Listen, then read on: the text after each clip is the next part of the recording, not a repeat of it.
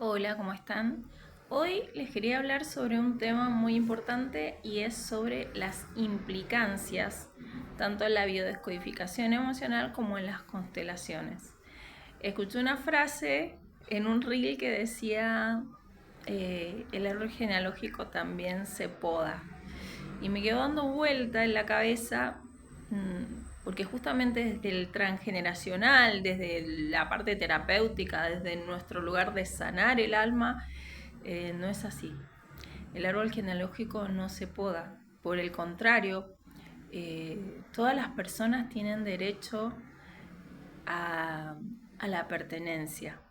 Justamente esto me resonó ahí. Si bien es distinto alejarnos de una persona físicamente porque nos hace daño, porque nos hace sufrir, porque no tiene ninguna intención de evolucionar.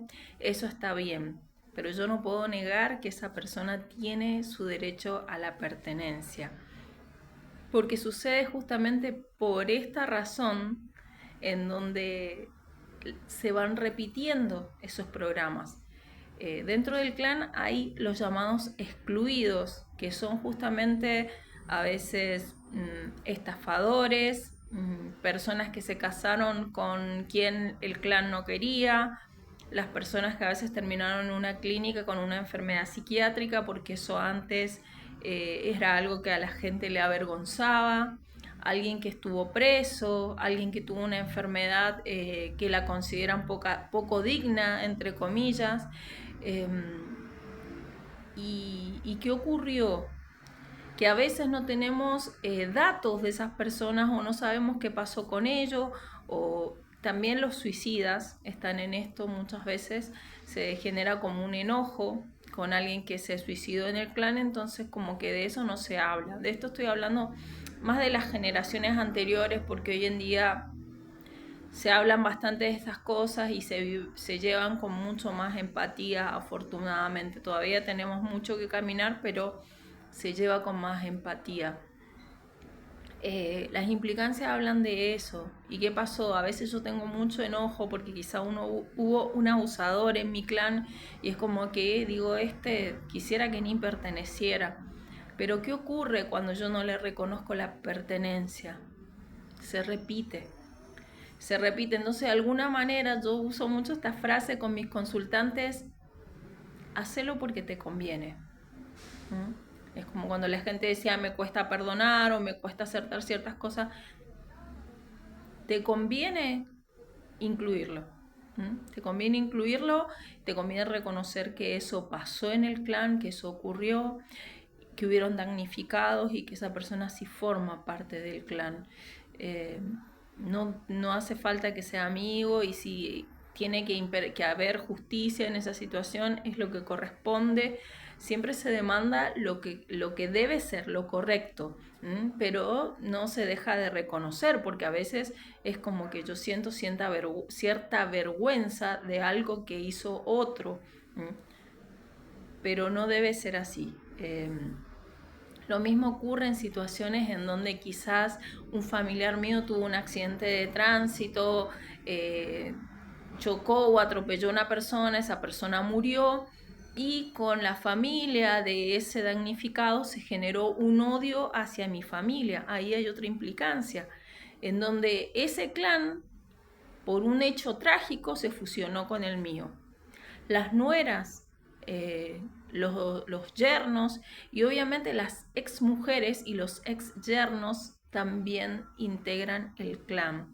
Los hijos no reconocidos también integran el clan. ¿Y qué ocurre cuando yo tengo un hermano anterior o mi padre fue infiel a mi madre y tuvo un hijo por ahí, y a veces yo digo, ay no, yo ese no lo reconozco porque no forma parte de nosotros? Bueno, yo lo tengo que llevar en mi corazón. Yo tengo que decir, no, no somos tres, somos cuatro, porque hay otro hermano o hubo otro hermano, pero lo reconozco, porque lo que yo consigo con no... tengo que asumir todas las situaciones de la familia. En la medida de que yo asuma todos los hechos, así es como logro sanar.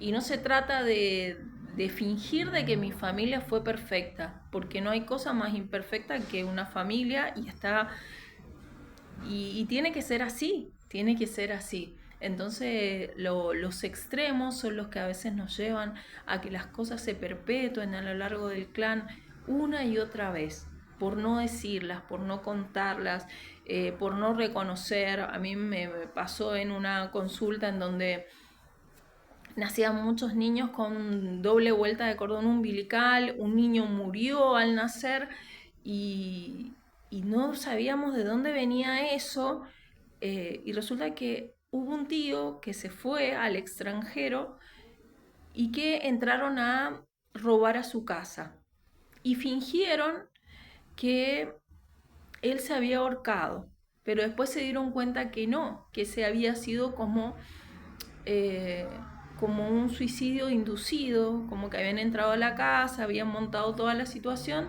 y habían querido hacerle creer a la policía de que este hombre se había ahorcado. Como se había ido del país en soledad, todo esto, y ocurrió como que no se volvió a hablar de esto porque era muy doloroso. Se generó que en diferentes partos de las generaciones posteriores se dieran muchos niños con nacimientos difíciles, y uno de esos niños murió. Por este sufrimiento que tuvo al nacer no lo logró. Entonces, eh, ahí está lo importante que digo de hablar las cosas. En la medida de que yo hablo, libero. Cuando vino esta persona a mi consulta y encontramos esa historia, la verdad que fue muy liberadora tanto para ella como para el resto de la descendencia. Cuando nosotros vamos hacia los abuelos, hacia los tíos, está bueno preguntar, está bueno consultar, está bueno decirle, bueno, ¿y cómo era mamá? ¿Y cómo eras vos? ¿Y cómo vivían su infancia? ¿Y cuáles eran las cosas que te ponían tristes? ¿Si hubo carencias económicas? ¿Si no? ¿Si alguien perdió una casa? ¿Si hubieron estafas? No para odiar, no va por ahí, no para odiar, sino para reconocer que las cosas sí pasaron.